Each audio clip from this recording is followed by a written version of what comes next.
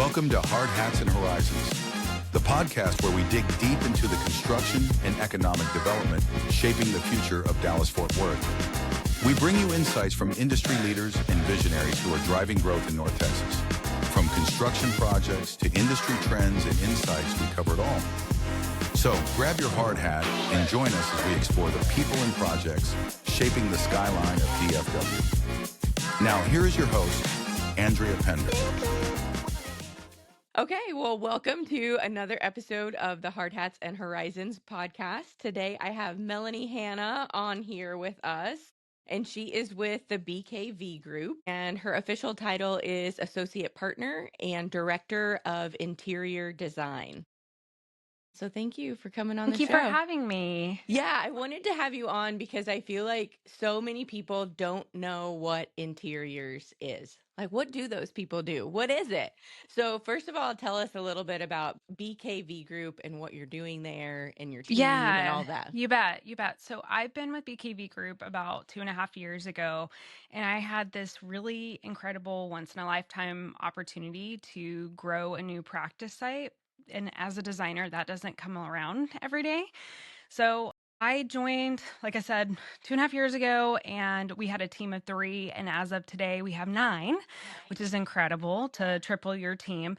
But BKV Group, we are a holistic design firm. So what that means is we have architecture, interiors, landscape, MEP, structural, and branded environments in-house. So we can do a little bit of all of it, everything, or we can work separately. So for our interiors department, we probably about 80% of our projects are with other architects and other people that we're collaborating with, not necessarily our architects, which is a beautiful thing to be able to work outside and inside together, either way. So it allows for a lot of flexibility in a design firm. So we work across multiple sectors. So housing is one of our biggest sectors. So we've a lot of student housing, multifamily, affordable housing is a really big one right now.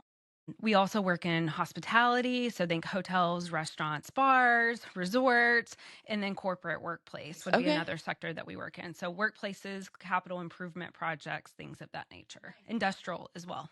Are you primarily working here, like DFW in Texas, or are you nationwide? Where all are you working? Do you see or hear the like crazy laugh? I feel like I know the answer to this, but yeah. So we have 4 different practice sites. Dallas is the youngest. So we have Minneapolis, DC, Chicago, Dallas. And I say that Dallas is the youngest. We actually have 2 more offices that we're about to open up in Kansas City and Orlando, which is exciting. That is exciting. Right? So we get to expand. So our territory is basically California to Florida. So that was the crazy laugh. So that requires travel, not a ton, but enough where it's a little bit chaotic. Sometimes there might be one week I'm in California and there might be another week that I'm in Florida. And I'm not mad about it. Both of them are on the coast. One's by a winery, one's on the beach. I'm here for it. We also have projects in Arizona, Utah, a little bit all over Arkansas, Texas, which Texas is huge in and of itself. Yeah, whenever I hear people and they say that their territory is Texas, I'm like, Texas is a big place, folks. Like, how are you doing Texas? Yes. And as you know, I have 2 young kids. I've been advocating for more work here locally, and that's been really exciting because that's just taking off. Yeah. That's exciting. Nice. Yeah. Okay. So answer the question that we all have. What is interiors? Like, explain it to us. Dumb it down for us. Dumb it down 101. All right. So interior design is more than picking paint colors. No pun intended here, being at Carrco, right? But that's what people think of us as. They think, oh, interior designer, pick a paint color, pick a pillow, pick a fabric. And we are so much more than that. We are interior architects, actually. And there actually is a degree path that you can go with interior architecture specifically. But nowadays, we are no longer just doing a finish out of a project. So we actually act as architects on projects a lot of times. And I actually sign and seal my own drawings here in the state of Texas. I don't need an architect to do that for me. So not all states are like that. I feel very blessed that we can do that. But just to kind of dumb it down. So an owner has a project. They hire us as their interior designer. We are very discovery based, so very research driven. So in the very beginning of a project, we're sitting down with an owner. We're understanding, okay, what is your program? How many offices do you need? Oh, you guys are crammed in here. Okay, what is the problem? So we are problem solvers first. So we're going to listen and understand what is your problem. Okay. Very number one, what's your problem? How can we solve it? What's working, what's not working, whether it's an office, whether it's a hotel, whether it's a restaurant, whatever it is, what is your goal here? And so that's number one. From there, we're going to take it like a jigsaw puzzle. So we have all these program requirements. So let's use your office. Since we just walked through your office as an example, you added a bunch of offices. And we just moved into the offices today. So perfect. Yeah. This is perfect timing. I got a tour, everyone. So that's exciting. But your problem was you guys were crammed in this open office. Was it loud? So we're in here, so we could shut the door. You could shut the door, but to them, it was probably pretty distracting, right? Yeah. So that would be number one problem, right? So then we would go through and say, okay, so it's loud in there. Let's see what we can do to rearrange. Here's how much you can grow. Here's how much you can expand. Here's how many offices you need. And here's how much you need to add for future growth too. So we're also, a lot of people think about like architects master planning a site, right? So we're also thinking about it from the inside perspective from like a master plan. So what is your growth factor there? So do you have people that are working in the office 2 days a week and 3 days a week? Do you have shifts? So we can really do that research for them and dive into the metrics of it. Then we put pen to paper. So then the jigsaw puzzle happens and we're putting all these pieces together. And what's cool about interior design is we think in options. So we're able to show a bunch of different options early on, which we would call what's a test fit. And our firm works in BIM modeling, so Revit. So we're doing everything 3D so we can bring it to life really early on, which is really cool, right? So we're going to be talking about the problem, but then we're also going to be talking about your brand, your story. So storytelling is a very, very important part of interior design. It's the emotional connection to a project, no matter what. So we work in hotels, right? So when you walk into a hotel lobby, you instantly get a connection to it, either good or bad, right? Right. So, and that is an intentional down to the smell. It's about the senses. So we want to evoke all the senses in a project because that has people connected to the spaces. So veering back, so we have our space plan now. It meets the programming requirements. Now we're going to start getting into the more technical side of it. So what wall types are there? Is it metal construction? Is it wood construction? We have to know technical side of it, which is a lot of people think, again, they think that's not just picking out a pillow. No, it's not a pillow. We're not even 2 pillows yet. Like there may not even be pillows on the project, actually. But it's one of those things. So no one knows that we actually decided what wall stud that was. And hey, that wall has a TV on it and it needed a 6-inch stud so that it could have all the infrastructure in there so the TV doesn't stick out and you could put a chief box in it. Chief box is basically a big conduit, a square conduit that allows the arm of the TV to go all the way back in and all the guts in the wall. So we're thinking about every single detail. And so much like a painting where an artist is putting on layer and layer and layer, it looks really ugly at first and then it gets prettier and prettier. I describe interior design like that because it's a lot of layers, it's a lot of decisions that impact a lot of people. Right. So that wall, is it a level 5 finish because it's going to have a wall covering on it? Is it a moisture environment like in Destin, Florida, and the wall covering needs to be microperf because it's going to prevent mold prevention? Okay, so and we're making all these decisions, right? What kind of storefront are you going to have? Is it butt glazed? Is it what kind of door are you going to have? Are you going to have solid core wood doors? Are you going to have door hardware? What kind of door hardware are you going to have? Are you going to have an open office like back there? That we just walked through so that you can come by and you can be like, hi, good morning. Or, hey, you need some privacy. You're going to have a door. Right. So we're going through all these different decisions. That's just walls. So then you have ceilings and you have all the things, right? We're getting them in the drawings, like the lighting, we're coordinating every little part of a project. We're coordinating everything you see someone touched and made a decision on. And they had to make a quick decision on it. We may make 1,000 decisions a day. Right. You have to be Johnny on the spot, right? So it's a lot more technical, and that's why we are licensed professionals. A lot of people don't realize that because they think of like Joanna Gaines, or now everyone thinks that they're a designer because of AI. That actually this weekend, someone said, "Oh, I play designer. Look at Oh, my chat GPT rendering." And I was like, my gosh, that would be like telling your doctor that, I did surgery because I got a needle out and I like, or whatever, you know what I mean? And it's just, so we have to advocate a lot in our profession and we have Yep. a long way to go. Right. The fact that I can sign and seal my drawings in the state of Texas, but my counterparts in Chicago and Minneapolis and DC can't Huh. is devastating. Yeah. So we're just now the pendulum starting to swing where we can actually be viewed as more a technical role versus just picking finishes. Have you always been able to do that here in Texas, or is that something new that got past being able to? I will say Texas has been, I feel like a little bit more progressive. I don't have the years on it, but there's not very many states you can actually sign and seal. So for instance, I have a project in Arizona that just finished up.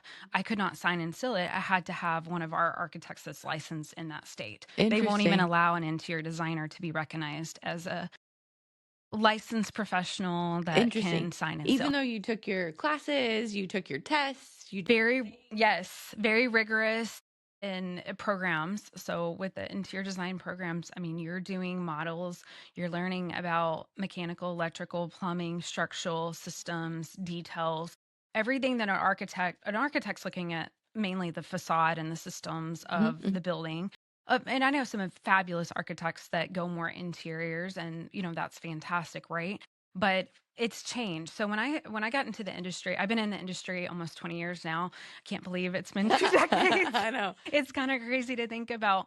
But when I got in the industry, we were still getting like fax submittals from subs, which is terrible to think about. Like I Right. can still like remember stamping submittals and faxing them back, which was like awful to think about how far we've come It in is. 20 years. Fax machines, Yes. man. Those things were always, no one ever knew how to use them. No. It's like, yeah. Isn't that crazy? And so when I started out, I feel very blessed that I ended up in the hospitality industry. One of my first projects was called Venetia Macau, and it was 11 million square feet. Oh, Yeah, okay. that's Yeah, huge, right?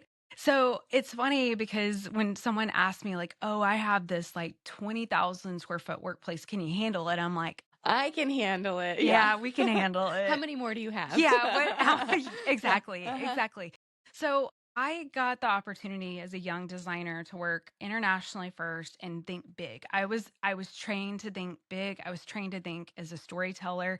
Now, what I did not get in the hospitality industry is that super technical side. So I actually got my technical side when I at my next company, which was actually a architectural metal manufacturer. Oh, interesting. Okay. Yes, so I Yeah. actually was on the manufacturing side for a little bit. Okay. Okay. Due to the recession in 2009, Uh-huh. everybody and their mama got laid off and no one was hiring. And it was a terrible time, Yeah. right? Yeah. So I wanted to stay in architecture in some form or fashion. And I landed a job at Gordon Inc., an architectural metal manufacturer in Louisiana.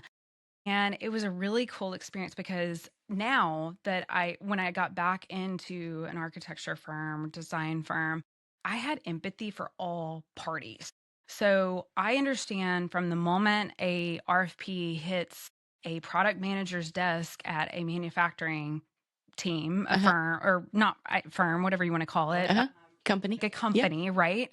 So when you get that RFP, you have so many people touching that. You have a team that's doing a takeoff. You're going to your procurement team and saying, I would go and say, I need this many coils of 22 gauge steel. And, it was cool because I got to see behind the scenes of like the pricing, the production. I had a freight team. I had a powder coating team. I mean, it was wild in my early 20s to be able to have that experience. And what that did is that made me a project manager very early in my career. And it was funny because, you scoot over, like fast forward a little bit, and then I hop back at an architecture firm. And I had people literally look me dead in the eye and say, that experience doesn't count towards like you're going to be at this salary range because you weren't at a firm the whole entire time. Right. And the joke was really on them because I had become a project manager and I knew how to write project manuals and was writing specs for architecture firms. And got to work on like World War II museum and things for NASA, 9/11 museum. And I just got to touch so many cool things and work with so many cool architects around the globe. It was a cool experience, right? So it's, I guess my point of kind of hearing also is interior design can look like a lot of things and it can take a lot of different paths too. So a lot of people think like, oh, an interior designer, they just pick finishes. And like I said, All the fun stuff. all the fun All the pretty stuff. stuff. No, we're technical too. Mhm. And we enjoy that side of it. Right. Right. So Right. there's different types of interior designers, Mhm. right? So yes, I would say more residential designers, which is the most common that people think of Right. first.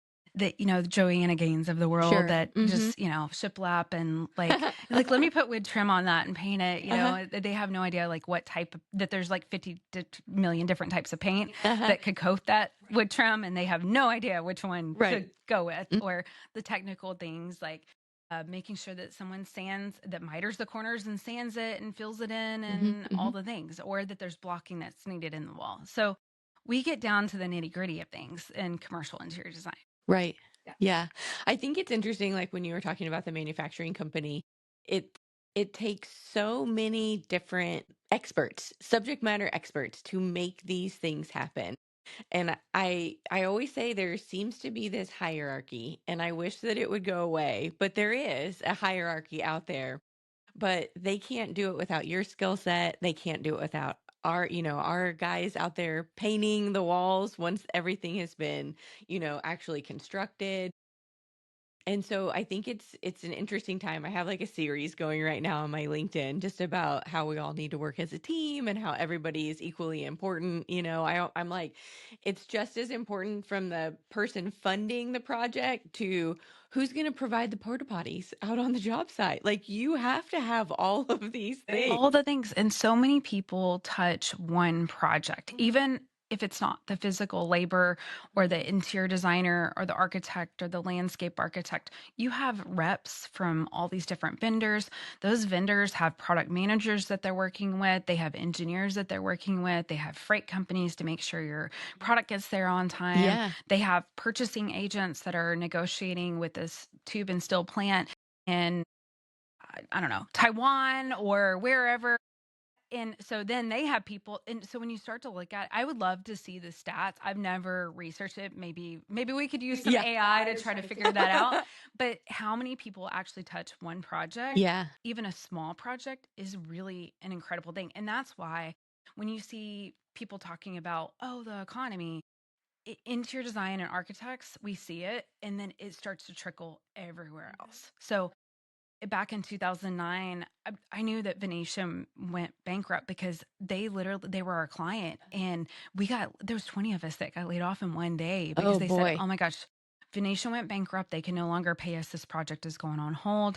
20 people in one day. That's a lot. Yeah, it was a lot. And so that was just us that got impacted. When you start to think about 11 million square foot project going on hold, that is a worldwide project, you have, thousands and thousands of people that are impacted by that project going on hold. I never even thought about all the people that it touches. I feel like I've heard a stat that says like that an average, which I don't know what average projects are these days because some of these projects are big, giant monster projects. But I feel like I heard a year or so ago, somebody said that the average project has 500 people on site. So from the different trades and things like that on and off, and maybe not all at the same time, but sometimes all at the same time, but they're saying like 500 people. But then just think about everybody that you just mentioned. I never even thought about all those people. Right. So right now we're working on TCU's new student housing project, just sites A1, A2, A3, B, C, and D. Okay. So there's other EFG, whatever, that we're not working on. So when you think about the design team, I had 10 designers working on that project. That's a big project team for that's a lot of interior people. design, right? So then you have your architectural team. They probably had more than that. I would say like 10 to 15. And then you have how many of our consultants? So on our OACs, there's literally 50 people invited to the OAC calls. Whoa. Your team might be there's not even a parking over there at that job site for 50 people. No, it's virtual. It's virtual. Okay. Yeah. I was like, there's like 3 parking spaces. No, it's over virtual. there. So when you think about these big projects, how many people? I mean, that is like wild, right? That's a lot of people. And then I always think like hourly rates of Oh these my meetings gosh, too. Like yes. I'm like, let's just do easy math. Let's say our hourly rate's $10. Yep. And I'm just like, that was an It expensive it meeting. is an expensive meeting. Yeah. Yeah. Yeah, for sure. So, but going back to interior designers, we really want to advocate. Haven't met an interior designer yet that doesn't want to advocate for someone not calling them a decorator. Please don't call Yes. us a decorator for the Yes. love of everything. It would be like calling your doctor a PA or, Uh-huh. it's just not, it's challenging, right? It's, somebody had mentioned nutritionist versus dietitian, and so Ah. they kind of experience some of the same thing. It's like, we are not decorators, we are very much more than that, and we know life safety and code and Uh-huh. Uh-huh. all the That's things. huge. It's All the important things. huge, Yeah. huge. So it is challenging, and so sometimes it's like they're like, well, feel like you have something to prove. It's like, yeah, because it's still, we're in motion right now of advocating for our industry that is slowly coming to life. The fact that interior designers don't have the right in all 50 states to stamp their drawings is like beyond me. That's Isn't that crazy. crazy? Yeah. So, Hmm. especially as a licensed professional and all the rigorous Right. licensing we go through, Mm-hmm. it's wild to me. Yeah. I had Brooks Powell on here a I couple of love weeks Brooks. ago, and his podcast was so good. And he's always so good with explaining some of the projects he has going on. And I know he mentioned a handful of like some pretty amazing office buildings and things. I'm like, whoa, like that sounds awesome. What are some of the just super amazing? Maybe it's a one off, maybe you're hoping this is a new trend that's happening, but what are some kind of exciting things that you're seeing? So it's interesting because we work in multiple sectors. So when talking about the economy, we see we're diversified. One of them I forgot was government that we Okay. do Uh huh. as well. Uh So huh. it's just a whole nother animal. But we see the ebb and flows, and we're able to be very versatile at BKV Group because we are in multiple sectors. So when housing is down, our government practice is like way up. Student housing has been one of our biggest sectors. I mean, goodness gracious, we have 7 renovations going on right now nationwide. So it was so much as a Texas client, and we have each office. I was like, everybody gets one. I'm like, we're like Oprah. Nice. So And like, you hey, get you get one. one, and you get one, you get one. Who Uh-huh. wants one? Uh-huh. So, but we started them earlier this year, and they're all installing for August for students to move in. And It'll be so, here before yeah, we so know that's it. been a big thing is renovation work with student housing, new development. We just actually won 2 amazing projects that are international-ish, Oh, which is okay. kind of cool. One's Okay. like a 36 level high rise, like student Wow. house. And I'm like, oh my gosh, I Wow. can't wait to work on that one. It's a That's little different than super when I went cool. to school. That's super cool. We actually had an owner last week that called me and said, Mel, congratulations. You just won this really, it's a historic building, and I can't really give away too much information, but it's with a very fancy pants architecture firm. And we were just beside ourselves. That's I mean, I awesome. literally We'll be on cried the happy lookout. tears afterwards. I was Ah, like, this is so cool because it's going to impact so many different people. There's nice. multifamily involved, there's Class A office involved, there's some hospitality involved. It's a really big project, and it's one of my biggest wins. And from a business development standpoint, you're kind of like, Makes you okay, I feel want good. these. Yeah. You're like, oh my gosh, wait, it's really cool to be trusted in the industry and building a practice site too, of going from nobody in Dallas knew who BKV was. And then we've been hiring the right people in the right seats and just winning work, proving ourselves, and just, it's exciting to Yeah, see, right? that is exciting. Yeah. Yeah. So, I feel like you came on board at BKV like right when I was coming on board at oh Carrco. yeah. And I was talking to Will this morning, and I was like, I think we started at almost the exact same time. I think we did because we were talking to each Uh-huh. other. I was like, "Do Yep. you know this firm?" And you're like, Mm-hmm. "I only know one person there." Right. Yeah. So Mm-hmm. it's such a small world though, and it's that's the beautiful thing, right? And it's cool because the person that actually really recommended me for this project was somebody I used to work for that just knew somebody that. Yeah, it was wild. They were like, "Oh my gosh, hire her now." Yeah. Give her this opportunity, and that's really cool. So, but yeah, it's just grown and grown and grown. We're seeing more work here locally in Dallas market, which is really exciting to be able to win that work and be at the table. All I ask for is an at bat. Just like, I just want to be at the table, and we've been able to prove ourselves and do good work. And then now we have clients coming back to us, and that's all we can ask for, right? It's just a long-term partnership. We don't want to be one and done. And it's about that authentic relationship for That's sure. great. Yeah. That's great. Hotel industry is really hopping right now too. So we have some really cool renovation projects. We got awarded one in Destin, Florida on the beach. And I was like, think I might have to go visit. Yes. Well, it will be open in February. So nice. Spring break. Yes, just in time for spring break. Take the kids down. But they said, don't, your team's going to want to like draw straws for this one, Yeah.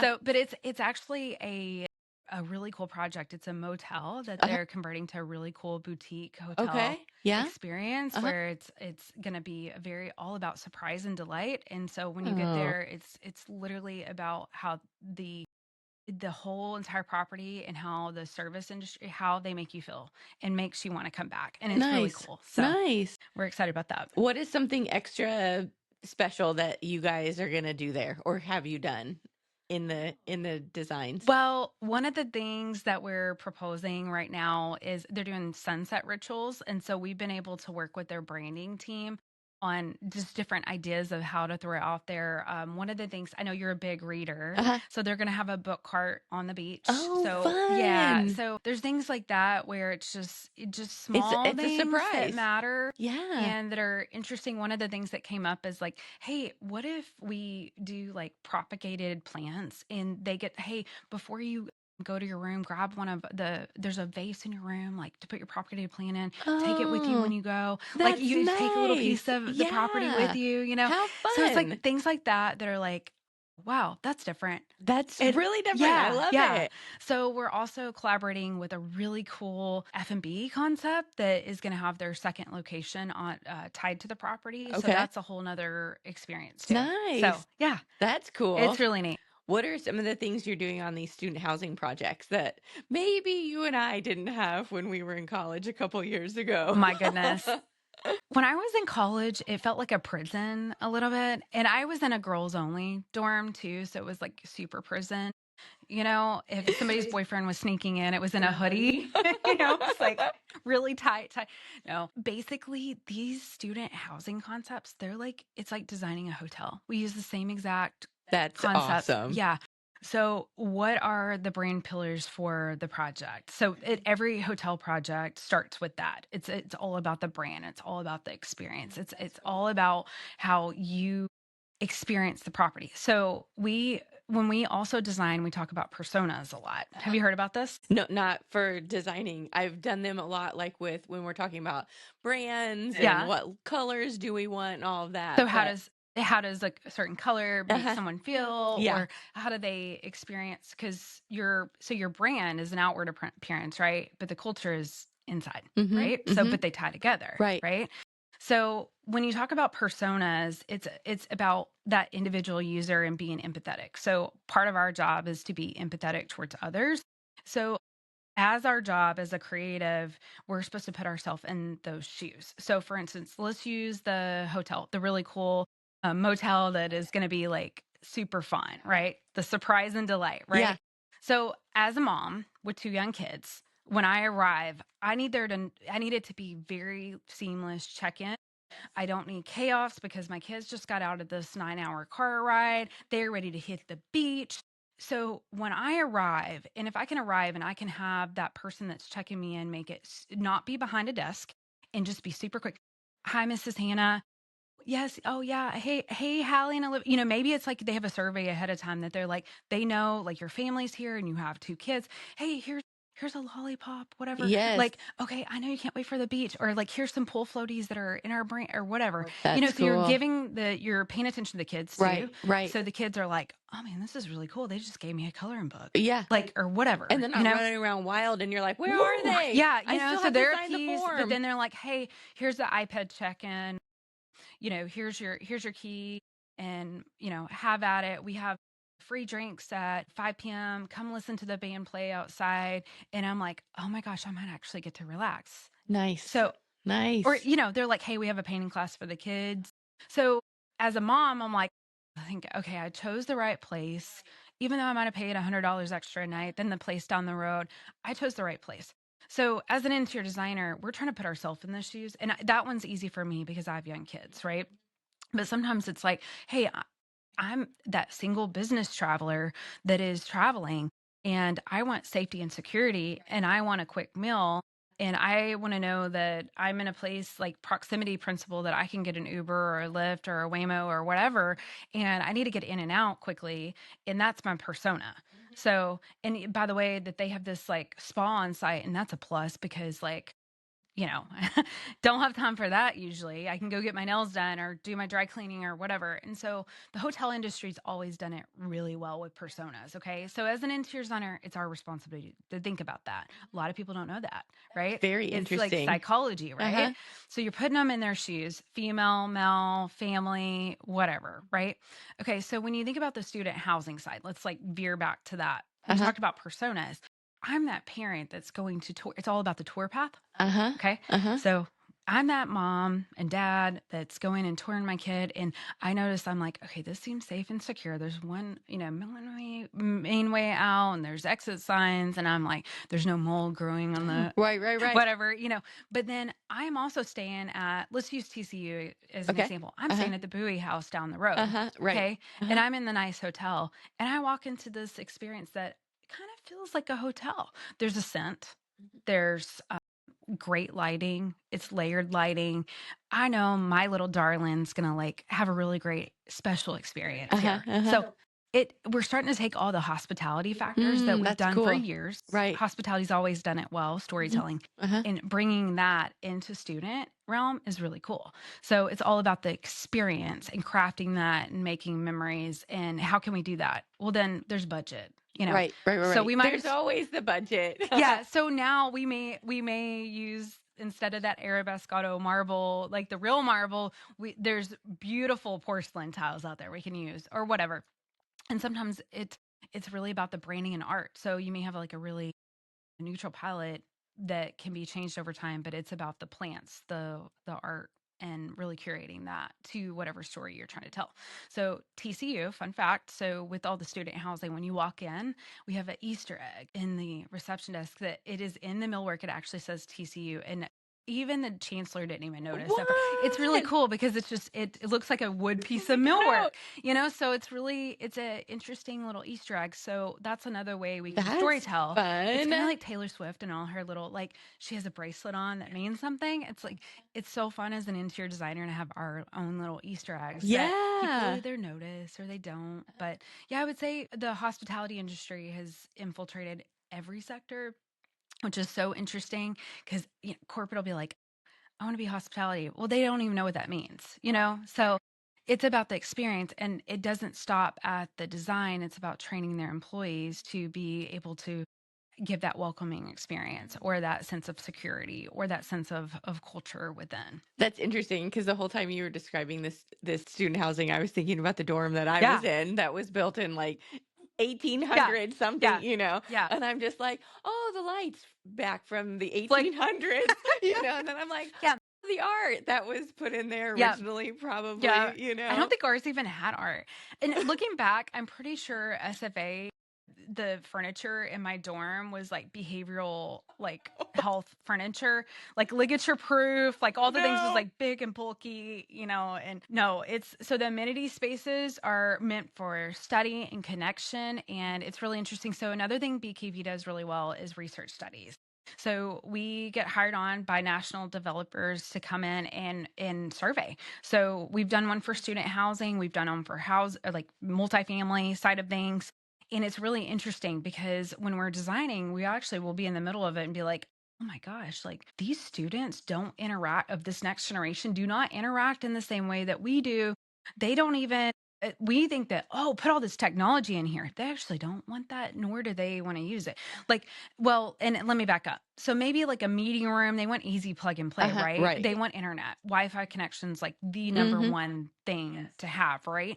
But for instance, we've had student housing projects that we took out these communal living rooms. We took out the TVs that saved a ton of money. They actually wanted to have a space that they could come and watch a game on like an iPad, where they wanted more spaces for study versus a living room situation where, they were like, can the living room actually be a kitchen? So think about it. They grew up around their Ah, mama's big islands, kitchen right, islands. I right. didn't have that growing up, Yeah. so I didn't need that. But they want that sense of community of like, hey, you know what? Like, can you put a cool kitchen in there so that we can be able to like cook a meal and like Huh. be able to like Interesting. share Yeah. it with friends? That is more important to them than having the TV there, which I love. Yeah. Bring it on. Yeah. So those types of things are kind of interesting that play across all the sectors, right? So surveying students actually impacts corporate workplace because everybody's like, how do we bring people Well, back? because then they're gonna, they're not gonna be in school forever, Yeah. and so then they're gonna get jobs. Yeah. So how does that impact that? So that's kind of your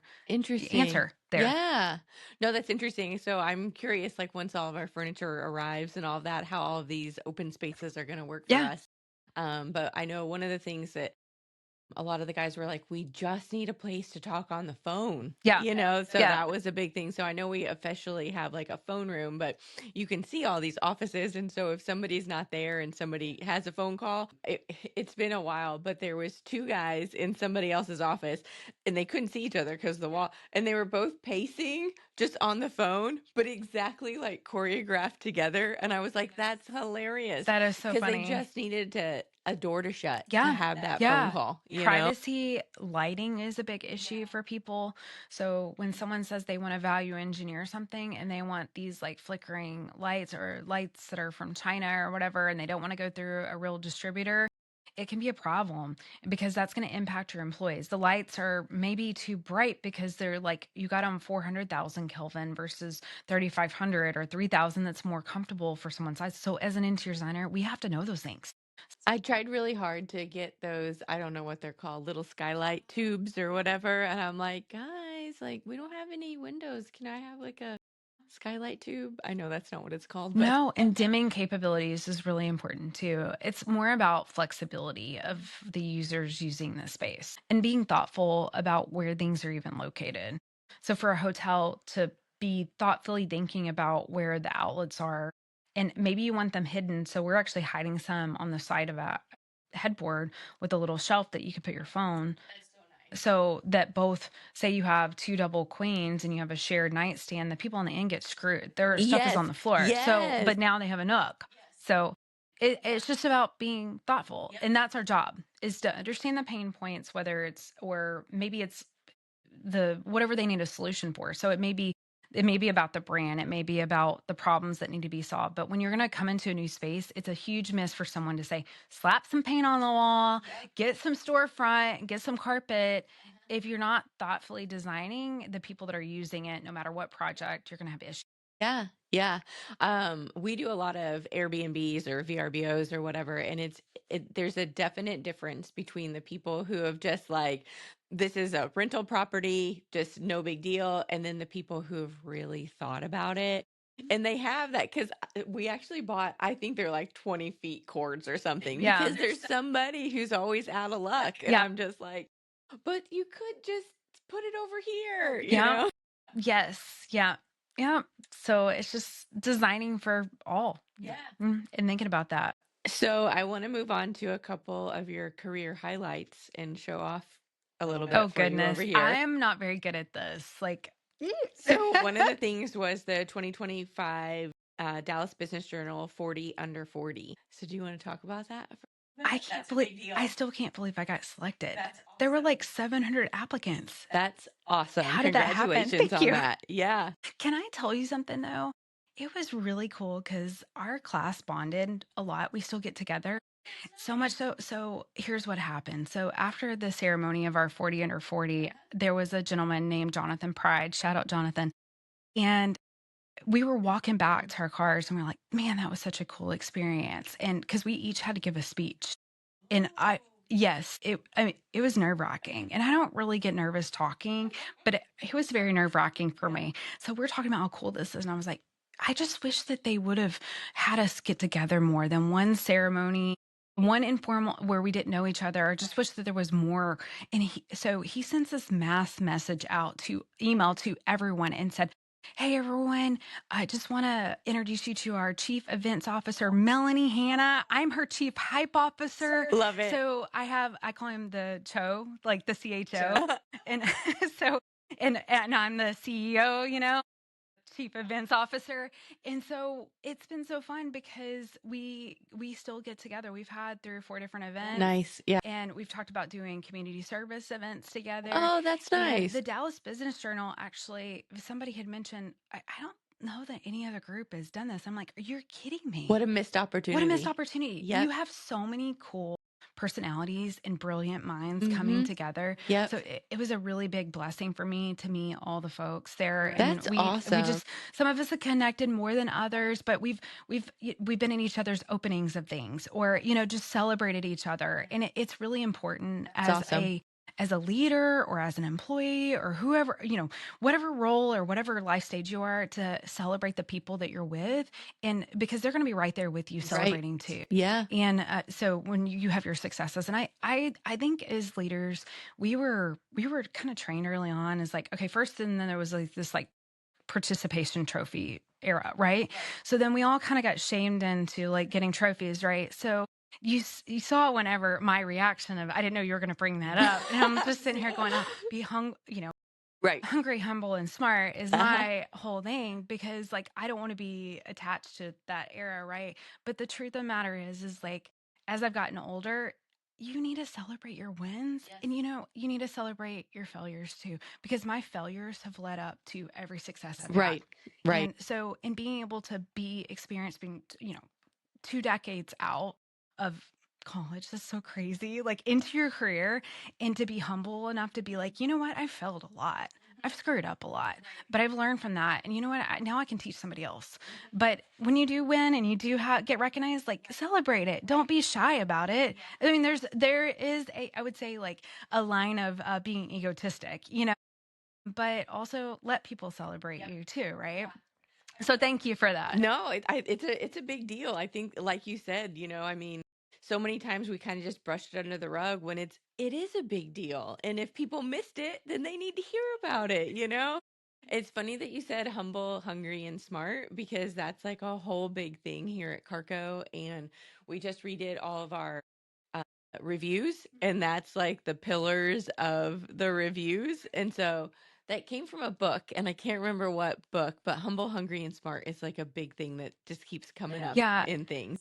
It's now I can't remember. It was on trade leadership, and I can't remember. It was a podcast that I used to listen to quite a bit, and it was a Dave Ramsey podcast. But now he's turned his podcast into a little bit different format, and quite frankly, I stopped listening because I wasn't getting the same content out of it as I did back then. But that's where I first heard it. Okay, and yeah, so you have another thing on this list, and I don't know what it is.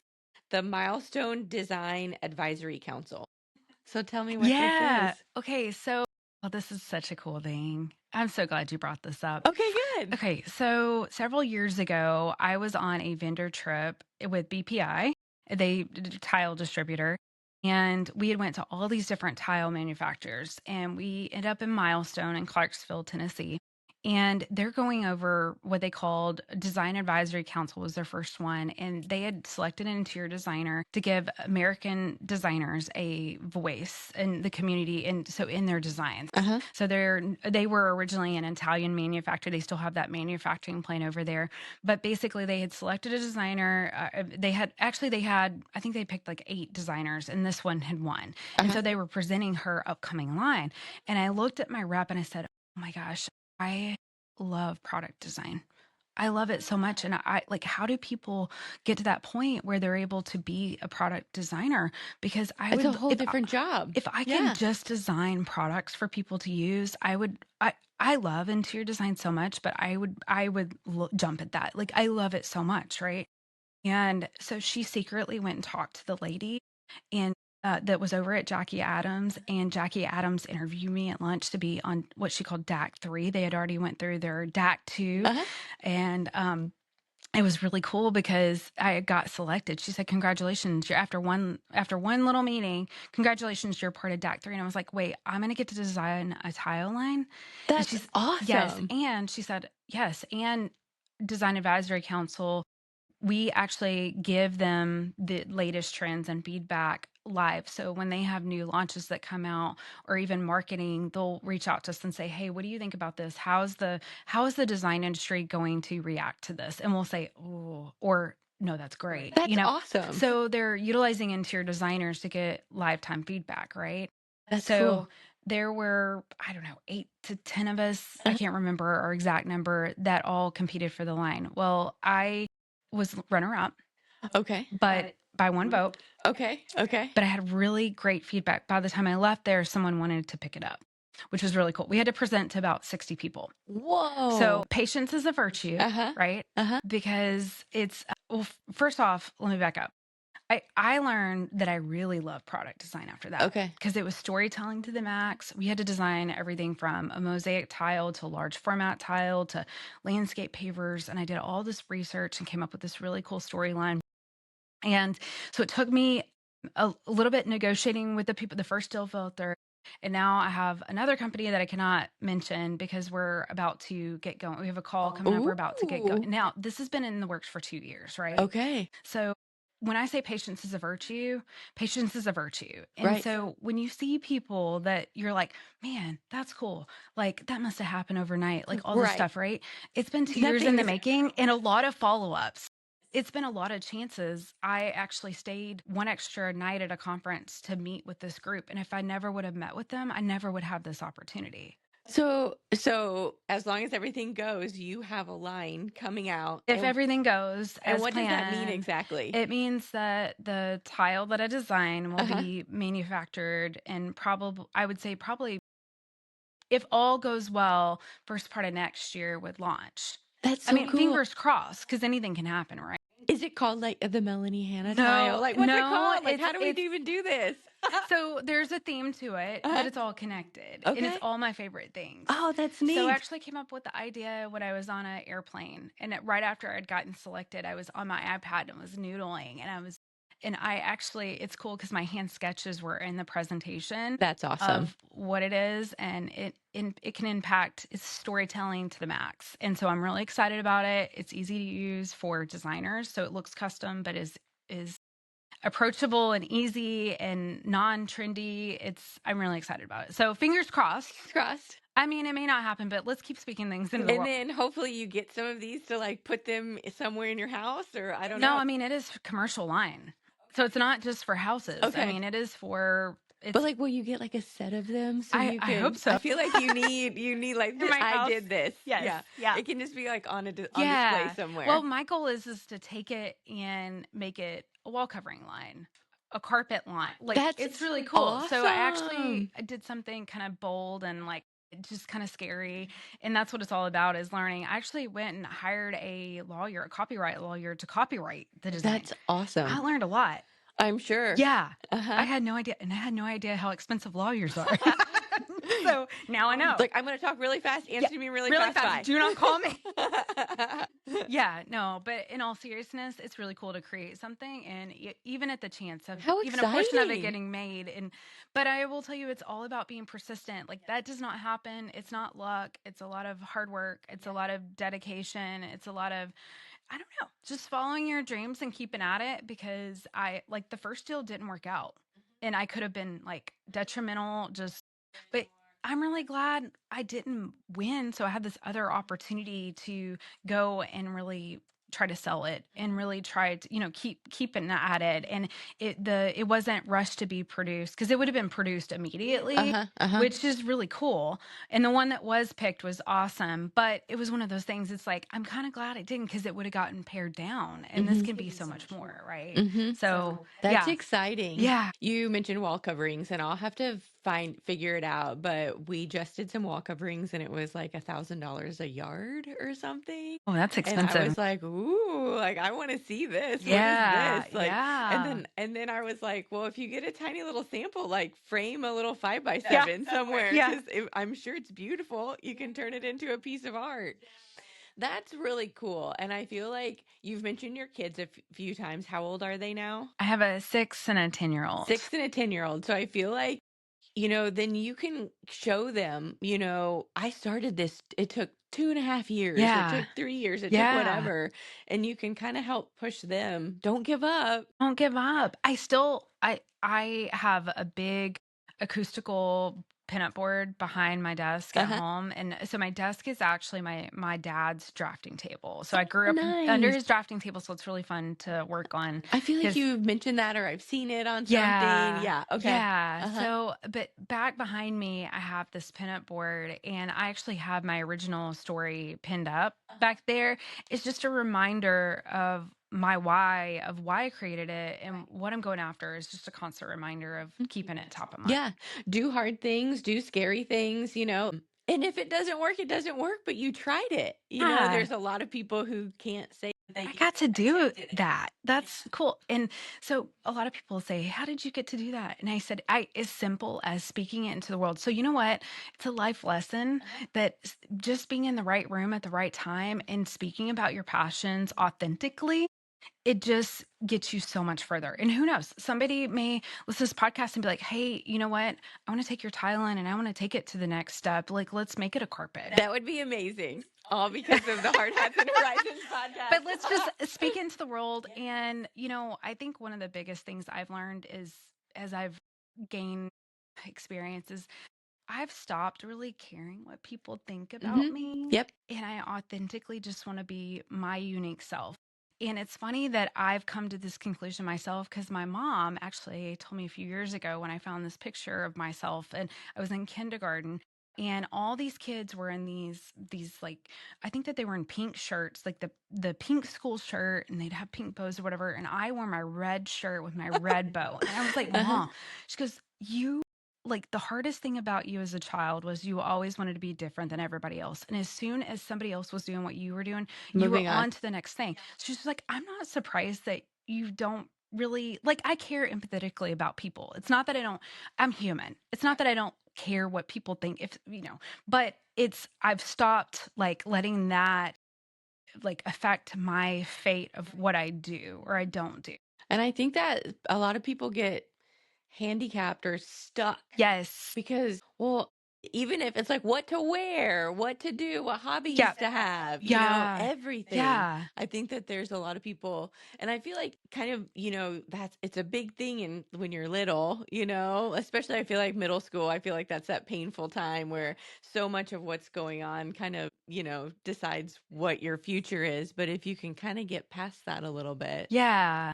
Yeah, but just be authentically yourself and make time for the things that you love and enjoy. So, and because when the moment you get away from that, you lose a little piece of yourself. So, like for instance, I love to watercolor and I love to paint, and I haven't done that in a long time. So, my kids are at Granny's this week, and guess what I'm going to do? You're going to paint. I'm going to paint. I love it. And I'm not great at it, but I love it. It's fun. It brings me joy. So, do things that bring you joy. And don't let what anybody else thinks about you or people are going to talk, and Sure. it doesn't matter. I mean, the podcast, like Design Muse, everybody asks me, how do you have time to do that? How in the world do you have time to do that? And it's like, it's a passion and I You make just make it time for happen. it. And I had to get over not liking the sound of my own voice. Oh my gosh. It's so bad. Like every time I hear the editing, I'm like, no, that's not really what I sound like, is it? Yeah. And I'm ADHD. So I switch topics really easily. And it's like squirrel. And I hear it every time I edit one of my podcasts. The thing is I had to get over it because I had someone that actually came to me after one of our edits and said, I know you edited that out. You stopped your train of thought. Everyone is used to you speaking like that. Yes. Why would you unnaturally not have that in there? Because that's what makes you you. Mm-hmm. So just be you. So that's funny because I was about to like go into painting because that's on your little intake form here. So I got watercolors probably about a year or so ago. I've never done this before ever in my life. And so like I just look at like YouTube videos or Instagram videos. But we're going out of town next month and I don't know if this is how you say it, on plane, like a painting class. It's EN. PLEIN, and it means like it's a art class, like looking out in the mountains. I've never done this. That's like, cool. You're not just in a classroom with a teacher. You're at the mountains taking this class. Oh my And gosh, you're gonna love so I that. found a class, and so poor Will signed up, Will and I, for this. And Oh, Will's like, I don't know what you just signed me up for, but I'm here for it. that sounds So it's incredible. a 3-hour watercolors, and it's going to be of the Tetons. Oh So my I'm gosh. really excited That is about so that. cool. So I have a little bit of a story. When I moved, I've been in Dallas twice. So when I went to work for that manufacturer, I moved to Shreveport, Louisiana from Dallas, Uh-huh. but then I moved back to Dallas about 8 years ago. And the firm that I moved to just wasn't the right fit for me, but I had a lot of issues trying to leave because I had moved my family from Louisiana to Texas. It was such a cool opportunity. It just wasn't. This is actually when I met you. And it just wasn't the right opportunity. Mhm. And so I had hired a leadership coach who's still my leadership coach today.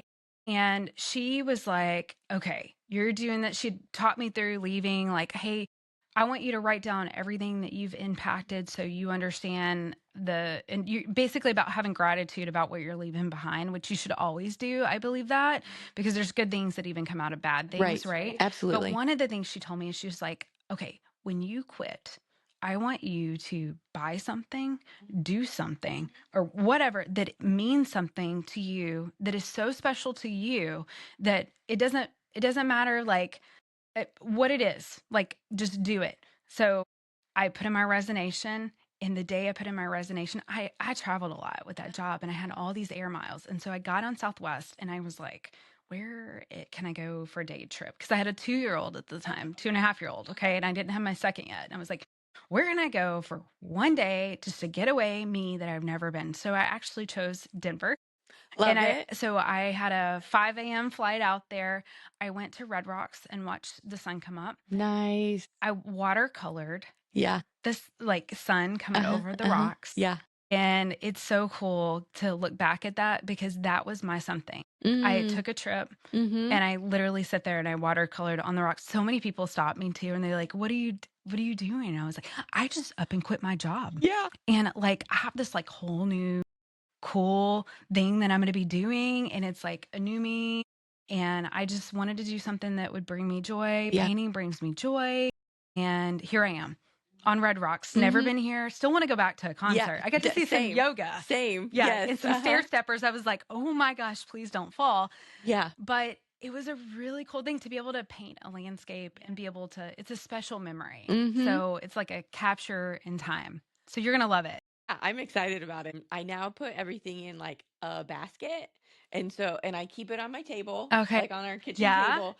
But then, like, if people are coming over, then I can just Yeah. put the basket so everything's not like out and Yeah. a mess, like Yeah. how I would prefer to keep it out all the time. Exactly. Now it goes in a basket and I can put it away. Yeah. So Yeah. that has helped. Like, oh, okay, I can just get it out real quick, do the Yeah. thing, and then shove it all back in the basket and Yeah. put it up if I need to. So yeah. Well, I feel like we've gone through a bunch Yeah. of really good stuff. Let's end it with telling us a little bit about your podcast. My podcast. Yeah. Okay. So several years ago, I have a friend that Bridget Santos that actually I hired her right out of school. And we worked together in Louisiana. She always says, Melanie was my boss. And I'm always like, we're coworkers. And so we always joke around about it. But she moved to Dallas. She left that job and moved to Dallas. And then I moved back to Dallas. And we would get together for these lunches. And they would be long lunches, like 2-hour lunches. And one day she texted me out of the blue and she said, Mel, we should start a podcast together. We should take our lunch talks and advocate for our industry. Love it. Because we would talk about contracts or, I don't know, construction or you name it, right? Leadership or staffing or whatever. And so I said yes instantly. And so this is how cool this partnership is. She is very business minded. I am very creative. Like she's very creative too, but I'm very much like, I will take branding, you take business. So literally within, I would say like a few weeks, we had an LLC. Nice. Yeah. We had any kind of like release forms, a bank account. I did the branding. Her and I got together for after 1 week, we got on Miro. Do you know what Miro is? Heard of it? It's like an infinite whiteboard. It's so That's cool. right. That's right. It's been a long time since I've used it. So cool. We got on there. We brain dumped a bunch of names. We instantly, after one 30-minute meeting, came up with our name. And I said, okay, I'll take the logo and branding. And so I did that. She did this. And within 1 month, boom, we had it. Nice. So then we started thinking about like, okay, now we need to talk about like our cadence and who we were going to bring on and our Yes. why and all the Yes. stuff, right? Yes. We got brand photography. We were like, if we're going to do this, we're Uh-huh. going to do this. Uh-huh. So we started the podcast. It's called Design Muse. It's to inspire, educate, and advocate for all things commercial interior design. The podcast is for everyone. And when I mean everyone, it's for the painter, it's for the general contractor, it's for the interior designer, it's for the intern, it's for everyone. It is not specific to my firm, it's not specific to her firm. We very purposely try to exclude that. So I will take PTO to go record a session. So that's Uh-huh. where it becomes difficult, right? It's not part of my day job. Okay. It's not part of her day job. So she has her own company and I'm leading a practice and building a practice. So that's where it becomes challenging. So we release them once a month and it's just really, really cool. We have a developer that's coming on this month that Nice. we're releasing that's going to talk about the finance side of a deal, how before we even see it. Yep. How does it and what matters the most and why? And so the next month, we have a summer intern series. So we have a That's construction fun. manager intern and a interior design intern. coming up. That's fun. Yeah. So it's just to give different varied perspectives. And like I said, it's for everyone. Everyone. Yeah. Everyone. Mhm. And it's been a lot of fun. We have listeners in 41 countries right Nice. now. It's just been, we thought no one out of Dallas would even listen to it. And here we are. So I can't even pronounce some of the countries. That's cool. That's So, awesome. yeah. That's So awesome. that's been a lot of fun. Cool. So, yeah. Well, I think we are gonna wrap it up. I Yeah. feel like we covered a lot of a lot of good stuff here. So thank you again Yeah, you for bet. Thank coming on the you. show. Appreciate it. Yeah. Thanks.